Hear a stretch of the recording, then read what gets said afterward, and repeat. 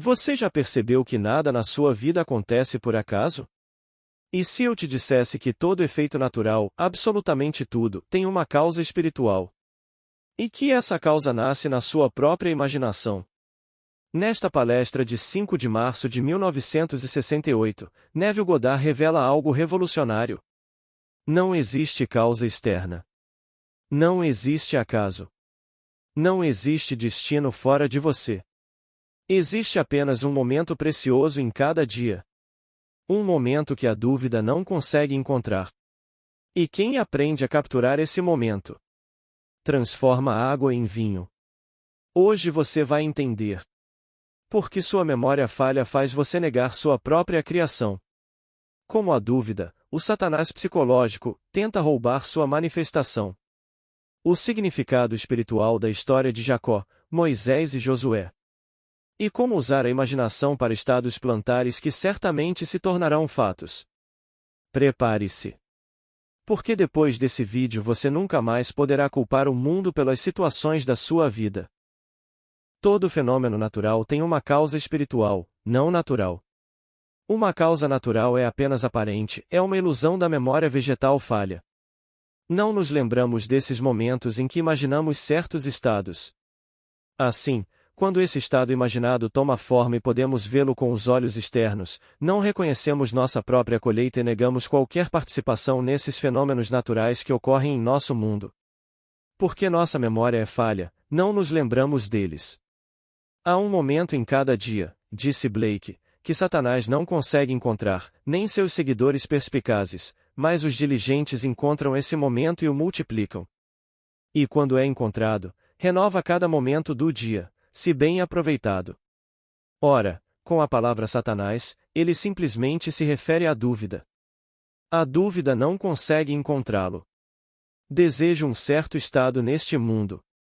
A razão me diz que é difícil, meus amigos me dizem que é impossível, e então, se duvido que algum dia possa realizá-lo, essa é a voz de Satanás falando comigo. Ele está sempre desafiando Deus.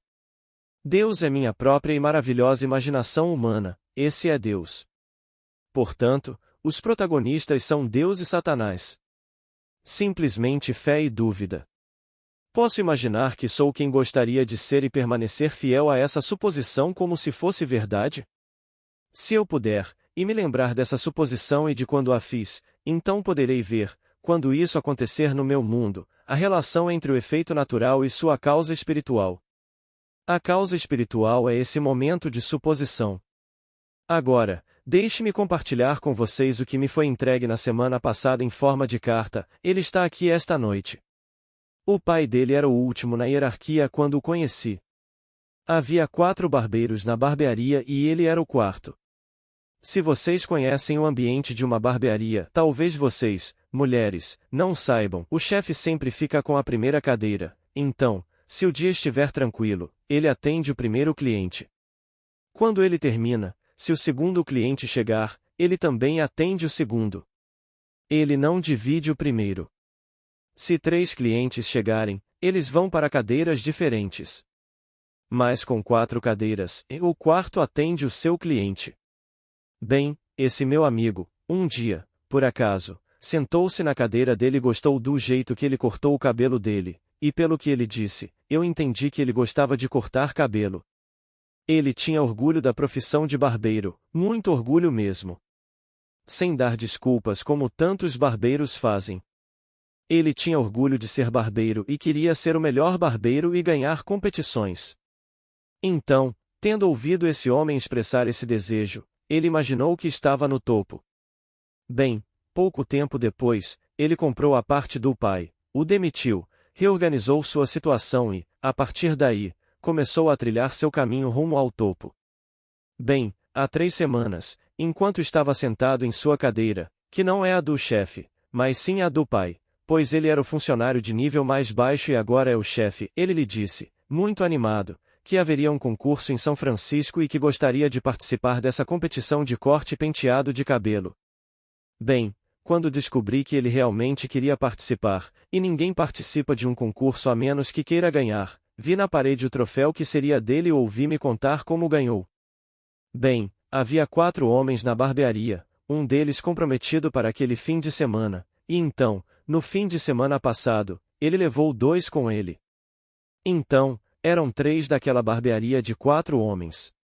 Havia apenas 9 troféus distribuídos no estado nessa competição, e aquela pequena barbearia ganhou 4. O chefe ganhou o primeiro e o segundo lugar, e seus 2 funcionários que foram com ele ganharam um segundo lugar cada. Então, eles voltaram de São Francisco com 4 dos 9 troféus. Então ele me disse: Você já disse várias vezes do púlpito. Eu lhe direi antes que aconteça, para que, quando acontecer, você possa acreditar.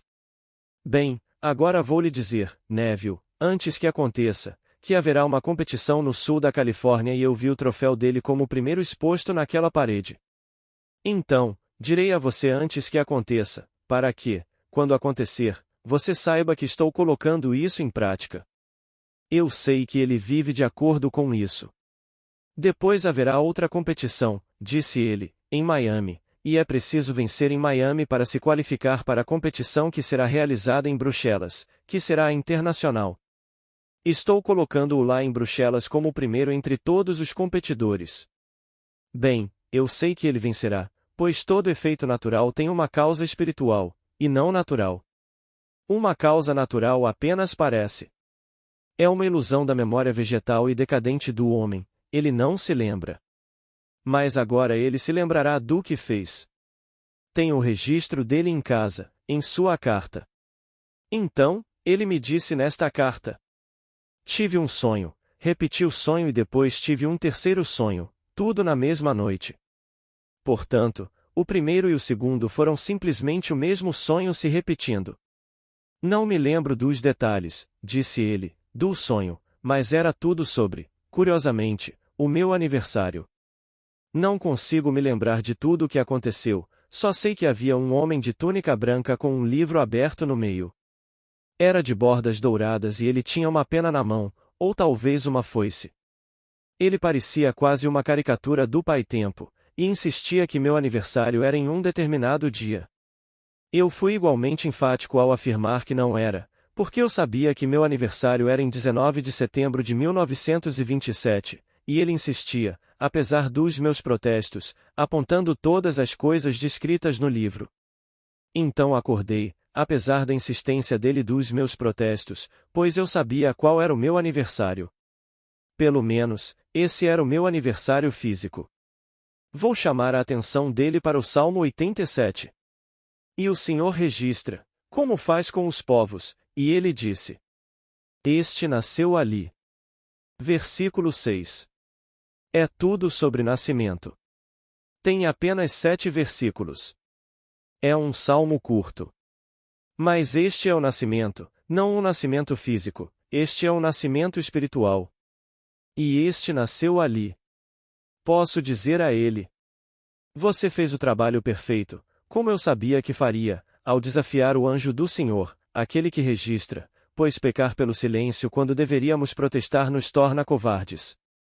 Nenhum covarde pode ser usado em seu estábulo de garanhões. Posso dizer, pela forma como você escreveu sua carta, que você nasceu, mas a memória vegetal e falha não trouxe isso de volta, você nasceu de novo. Você teve outras experiências que implicariam uma premonição, mas, por esta carta, eu diria que você já nasceu, mas a memória não trouxe isso de volta. Pela sua carta, estou convencido disso, pois tudo aconteceu no passado, não no presente e certamente não no futuro, da forma como você escreveu. Você sabe a sua data de nascimento, que é física. 19 de setembro de 1927, e ele negou que essa fosse a data do seu nascimento. Negar essa data implicaria que você nasceu no mundo espiritual, porque ele representa não um mundo físico, mas o mundo espiritual. Portanto, eu diria que você nasceu de um lugar elevado. Então, aqui, aproveite esses momentos. Cada momento no tempo é um momento especial, um momento precioso, um momento em que você realmente o usa para plantar o que deseja plantar neste mundo, e lembrando-se desse momento, bem, então, isso tem que acontecer. Pois todo efeito natural tem uma causa espiritual e não natural. Bem, Essa causa espiritual é aquele momento em que você ousa assumir que é o homem ou a mulher que gostaria de ser. Ou que outro homem, neste caso um barbeiro, é o melhor que ele deseja ser. Então você pode fazer isso não apenas por si mesmo, faça por outro ou faça por muitos, como ele fez. Essas são as coisas neste nosso mundo maravilhoso, mas nossa memória falha e não nos lembramos, de modo que, quando tudo surge em nosso mundo, não relacionamos isso à nossa própria colheita. Não conseguimos lembrar quando fizemos isso. Mas nada poderia acontecer no meu mundo por acaso. Não aconteceria. Todas as coisas acontecem porque eu as plantei, consciente ou inconscientemente. Ou eu fiz isso sabendo o que estava fazendo, ou fiz sem saber porque estava perdido em algum estado emocional. Senti intensamente algo, talvez um estado bom ou ruim, mas a semente foi plantada e eu colherei os frutos, e tudo isso virá para o meu mundo, quer eu reconheça a minha colheita ou não. Então, se eu sei que esta é a lei da vida, cabe inteiramente a mim agora selecionar e plantar apenas o que quero colher no meu mundo. Todos neste mundo estão aqui por um propósito, e o propósito é cumprir as Escrituras. Não há outro propósito. O cumprimento das Escrituras me liberta deste mundo, onde devo permanecer até despertar, mas não posso despertar até cumprir as Escrituras. Bem, as Escrituras são o plano. Outra senhora escreveu o seguinte: encontrei-me nesta mansão gloriosa, no alto, com jardins belíssimos e impecavelmente cuidados. Um homem e uma mulher saíram num carro branco e alguém me disse: dê-me 2 nomes, e eram os nomes de 2 parentes meus. Mas eu sabia que era você quem tinha partido, eu também sabia que você voltaria. Agora não me lembro de absolutamente nada do que aconteceu entre saber que era você quem tinha partido e saber que você voltaria, mas acordei dizendo: agora sei que vivi o que Neville disse que eu viveria.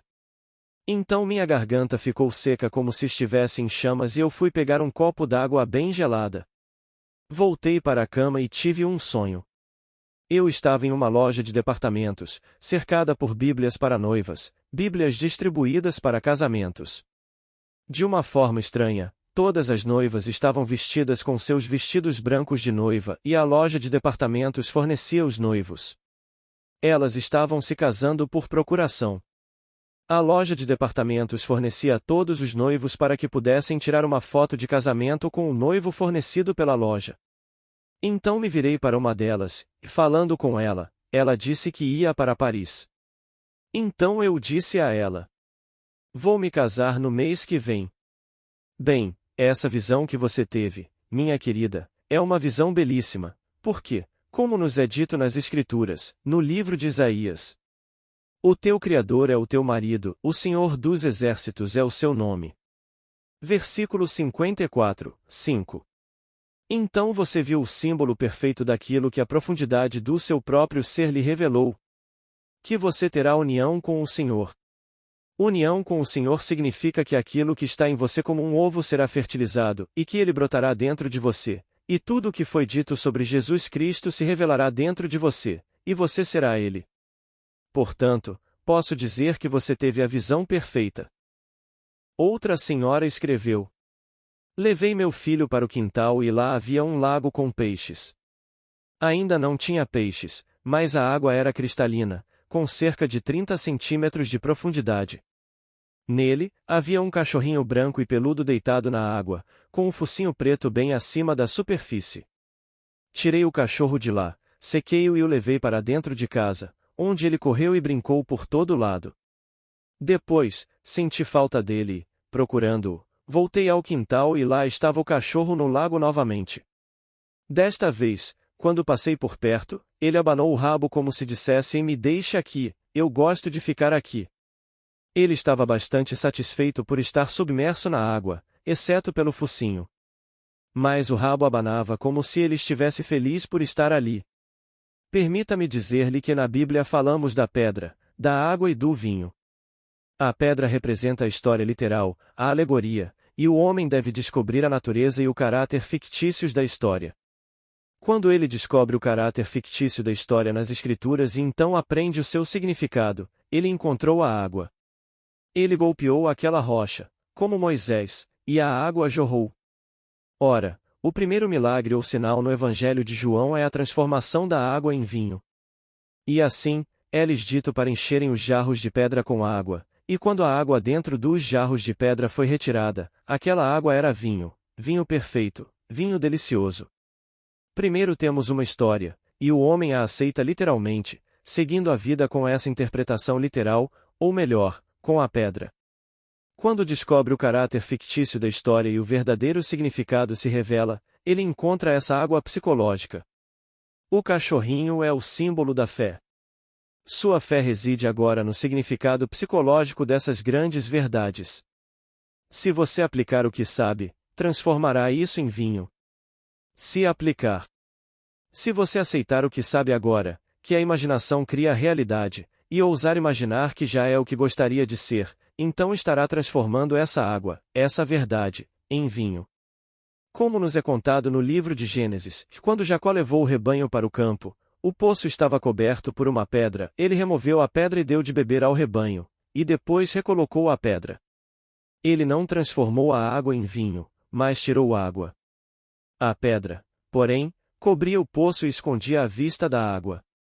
Então, a história contada aos homens é uma parábola, tudo é uma parábola, tudo é uma alegoria.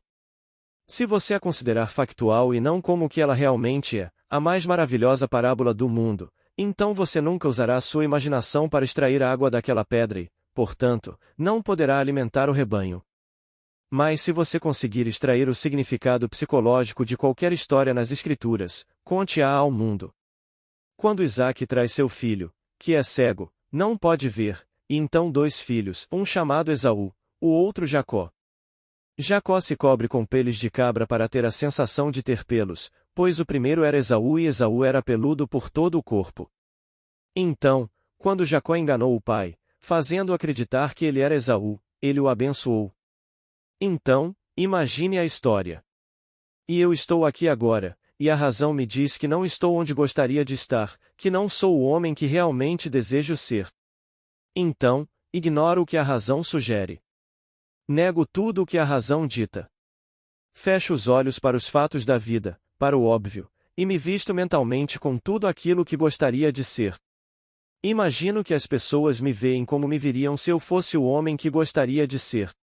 Imagino que estou realmente onde estaria se fosse, e que estou fazendo todas as coisas que faria normalmente e naturalmente se o que estou supondo fosse realmente verdade, se fosse um fato.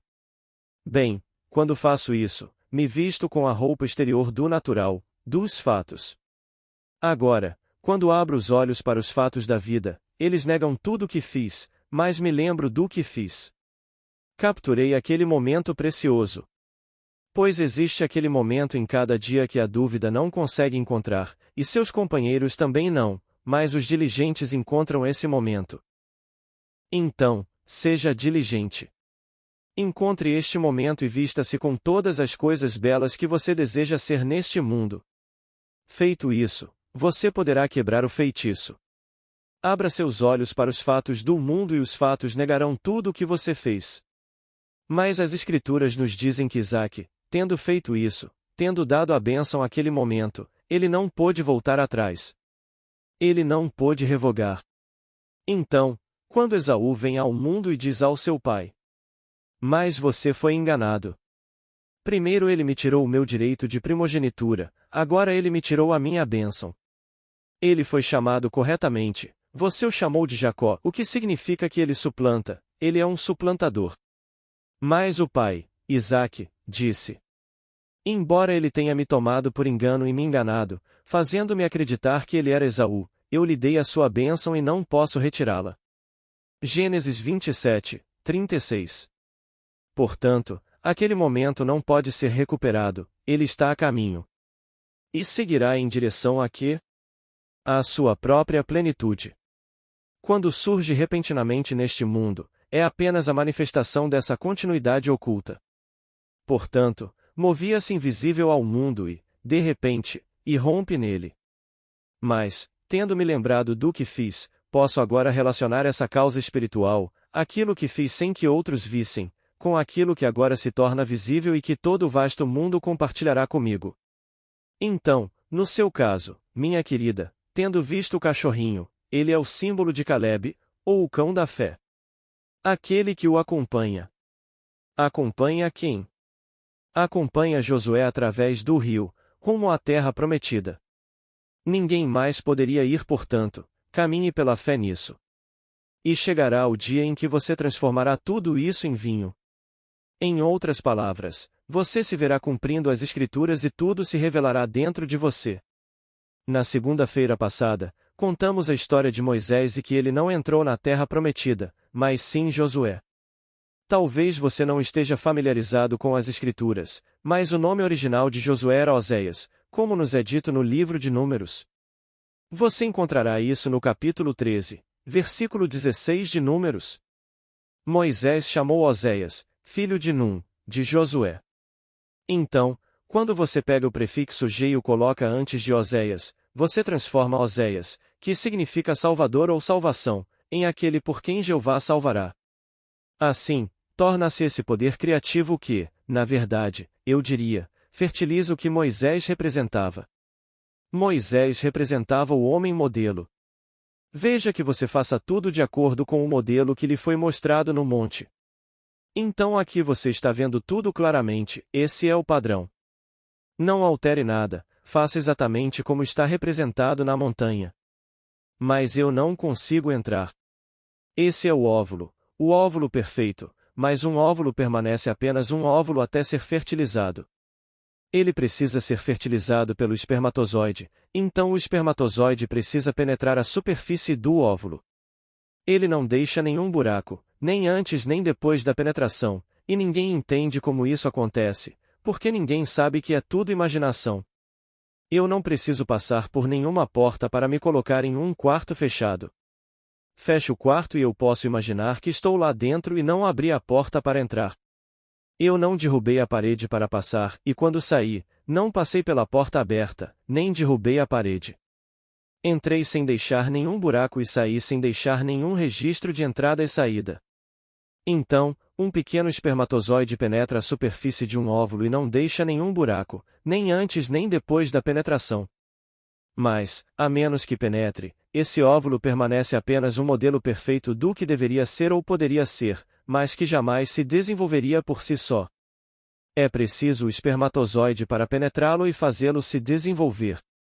Assim, Josué, que é o nome hebraico de Jesus, a palavra Jesus e a palavra Josué são a mesma coisa. Aquele por quem Jeová salvará.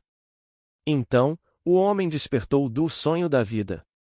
Se ele for um homem poderoso, um homem como aquele de quem falei mais cedo esta noite, alguém que desafiaria o anjo do Senhor, e apesar de seus protestos, ele ainda insiste que não é a coisa certa.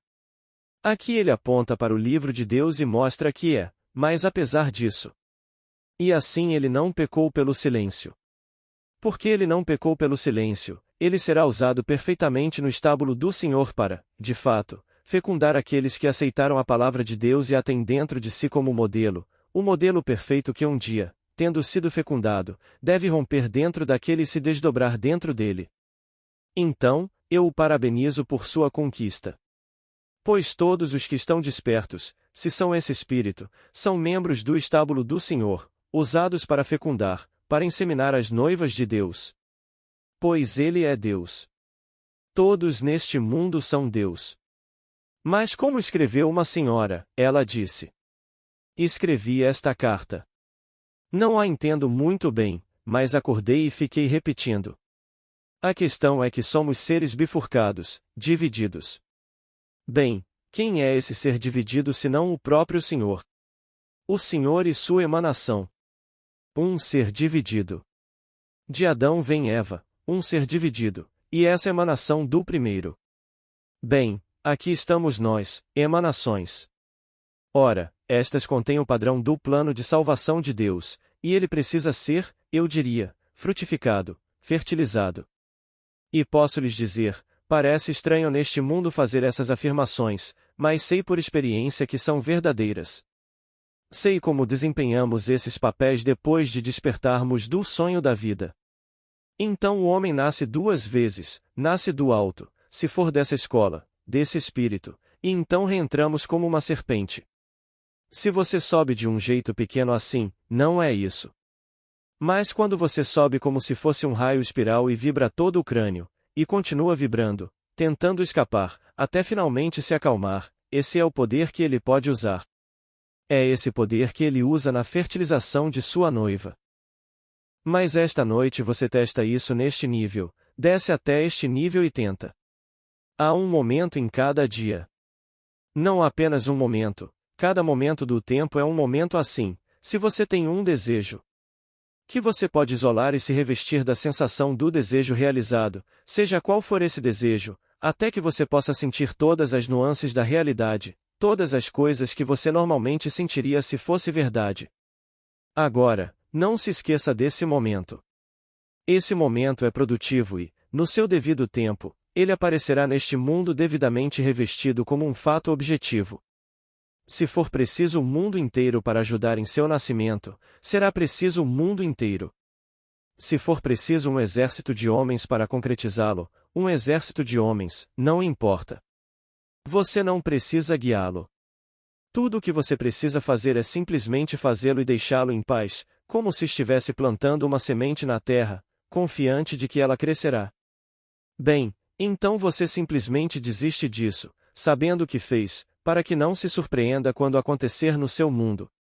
Então você quer ser um homem rico, tudo bem, suponha que você seja um homem rico. Não ter nada neste mundo além do que você deseja, porque o homem rico e o homem pobre são o mesmo ser. O estado de pobreza, o estado de riqueza, são apenas estados. O homem que ocupa o estado de pobreza é um indivíduo que nunca deixa de ser esse indivíduo, mas se ele cai no estado de pobreza, bem, então, nós o chamamos de homem pobre. Mas ele não difere do homem que cai no estado de riqueza. Pois o homem no estado de riqueza não é melhor, ele tem dinheiro, muito dinheiro se for uma pessoa fabulosamente rica, mas isso não o coloca, em sentido espiritual, além do homem pobre. O homem pobre não sabe como pode sair do estado de pobreza. Todos esses são estados, infinitos estados, e o homem cai cegamente em estados. Se ele sabe que são apenas estados e não gosta do estado em que se encontra, sairá desse estado cultivando um desses momentos, esses momentos celestiais, assumindo que agora estou seguro. Segurança é um termo relativo. Pode ser que alguém se sinta inseguro com uma renda de $100.000 por ano. Tenho certeza de que, se você pegasse qualquer um dos homens fabulosamente ricos do nosso mundo e dissesse que sua renda, a partir de agora, será de apenas $100.000 por ano, eles imediatamente teriam que vender seus iates, suas casas, todas essas coisas, e abrir mão da filiação a certos clubes, porque não conseguiriam nem pagar seus empregados. Se eles têm um quadro completo de empregados em suas muitas casas e você dissesse $100.000 por ano, bem, eles seriam pobres. A pessoa comum, se você dissesse que ela tem $100.000, ela seria fabulosamente rica. Portanto, riqueza é um termo relativo. Não tem nada a ver com o crescimento espiritual de um ser, nada, porque tudo isso são estados. Então, eu posso me colocar em um estado de riqueza, em um estado de pobreza, em qualquer tipo de estado neste mundo. Se eu não gosto da pobreza, então, não entro nesse estado. Eu, por outro lado, não tenho nenhum desejo por riquezas fabulosas, porque não quero a responsabilidade de tê-las e de pensar nelas. Não consigo entender como alguém que é fabulosamente rico tem tempo para assuntos espirituais. Ele está tão preocupado com sua riqueza, seu portfólio, e o acompanha amanhã, tarde e noite. A primeira coisa que ele faz ao pegar o jornal é ir direto para a seção de notícias e ler, assim como algumas senhoras vão para a seção social e leem, como se isso realmente importasse, mas elas leem. Há alguns que leem apenas os obituários e ganham a vida lendo-os e avisando a todos os falecidos que os conheciam. Sei que quando meu sogro morreu, ele recebeu inúmeras cartas de pessoas que afirmavam conhecê-lo e que ele havia prometido tantas coisas a elas, e que morreu antes de poder realizar seu desejo. Algumas pessoas chegaram ao ponto de imprimir todo tipo de coisa, dizendo que ele havia encomendado aquilo antes de morrer, o senhor, e gráficas enviavam cartões personalizados para ele, afirmando que o senhor havia encomendado aquilo antes de morrer, e quando os vimos, o nome estava escrito errado. Então, os advogados dela disseram para simplesmente ignorar, esquecer. Porque as pessoas ganham a vida lendo colunas de obituários. Você ficaria surpreso com quantas pessoas caem nessa, porque naquele momento de emoção, elas se deixam levar pelo pensamento. Bem, se meu marido fizesse isso, eu não gostaria de deixar de fazer o que ele pediu, e então envia um cheque referente ao que ele havia encomendado, sem que ele me contasse. Então, envia um belo cheque de 100 ou 200 dólares por esses cartões estúpidos. O advogado disse para simplesmente esquecer, porque isso acontece o tempo todo. Bem, você mal consegue acreditar que as pessoas vivem assim, mas vivem. Você não consegue conceber nada neste mundo que alguém não esteja fazendo, e todas essas coisas acontecem no nosso mundo. Então, peço que experimentem partindo deste princípio, e a imaginação cria a realidade. Essa é a minha premissa. E não pensem nem por um instante que podem imaginar ociosamente, porque o registro está aqui. Assim como o homem planta, assim ele colherá. Não há nada neste mundo que chegue ao seu mundo por acaso. Mas você não se lembra do momento exato em que isso aconteceu, e por isso não pode relacioná-lo ao efeito natural. Mas o efeito natural sempre tem uma causa espiritual e não natural, uma causa natural apenas parece ser, e é uma ilusão. Portanto, não deixem que ninguém lhes diga que podem atribuí-lo a qualquer causa física. A causa física, que é a causa natural, não é uma causa, é apenas um efeito. Todas as causas são espirituais e por espiritual quero dizer imaginativas. Pois, o homem é pura imaginação. Deus é o homem e existe em nós e nós nele. O corpo eterno do homem é a imaginação, isto é, o próprio Deus. William Blake. Deus é a única fonte, não há outra fonte. No Salmo 87 que citei esta noite, quando este nasceu ali, termina com uma nota muito bonita, e os cantores e os dançarinos dizem: Tu és a nossa fonte. Não há outra fonte, nenhuma outra origem, nenhuma outra causa. Seja você o dançarino ou o cantor do mundo, você é a nossa fonte, não temos outra origem. Portanto, a única fonte de toda causalidade encontra-se no homem, em sua própria e maravilhosa imaginação humana. Então, leve isso a sério e nunca mais se esquive da responsabilidade. Você não pode culpar ninguém neste mundo por nada que lhe aconteça. Não há ninguém no mundo a quem você possa recorrer e dizer: Bem, agora você é a causa disso. Não deixe que ninguém se vire para você e diga isso. Se o fizerem, simplesmente ignore-os, porque estão trazendo isso para o próprio mundo através do que imaginam de manhã, à tarde e à noite. Então, eles querem que isso aconteça. Imaginem coisas desagradáveis sobre outra pessoa, coisas desagradáveis sobre um grupo, e então, eles simplesmente vão produzir isso, e não no grupo, mas em si mesmos. Então, vá para casa e viva de acordo com isso, viva como aquela senhora, segundo a visão que me contou, está vivendo, porque o cachorrinho peludo estava na água. A fé dela está no conhecimento psicológico dessas histórias. Eu só peço que você não continue apenas bebendo água, como lhe é dito no livro de Timóteo. Não bebas mais água, mas usa um pouco de vinho por causa do teu estômago e das tuas muitas enfermidades. 1 Timóteo 5 versículo 23. Então, é bom saber o que fazer, mas nós somos a força operante, portanto, devemos fazê-lo. Não apenas saber o que fazer, mas devemos fazê-lo. Então, quando eu faço isso, paro de beber água e bebo vinho. Se eu sei o que fazer, mas não faço, bem, eu tenho a água, mas não a transformo em vinho. Portanto, que todos aqui pratiquem e incorporem isso à sua rotina diária. Posso lhes garantir que não tem como dar errado, não tem mesmo. Agora, vamos entrar no silêncio. Pergunta: referente a um transtorno físico? Resposta: na minha opinião, meu corpo é um filtro emocional e carrega as marcas das minhas emoções predominantes. É isso que os corpos são, filtros, filtros emocionais. Então, se você persiste em uma determinada emoção, como desânimo, ou qualquer outra, eventualmente ela cobrará seu preço e você perceberá que está deixando sua marca nesses filtros. Por que eles são filtros emocionais? Pergunta: Como eliminar isso? Resposta: em primeiro lugar, é preciso saber que é assim. E depois parar ou tentar mudar essas emoções predominantes. Sabe aqueles amigos que, sempre que você os encontra, reclamam o tempo todo? Bem, esse é quase um estado permanente. Agora, diferencie o estado em que se encontram da pessoa que o ocupa. A pessoa não é isso, mas se ela permanecer nesse estado por tempo suficiente e se sentir confortável nele, se você a tirar de lá, ela se sentirá desconfortável. Ela quer sentir que ninguém a entende, que ela é isso ou aquilo, e se deleita com a sensação de ter sido incompreendida. Se você tentar tirá-la desse estado, ela não quer. Ela se deleita com ele.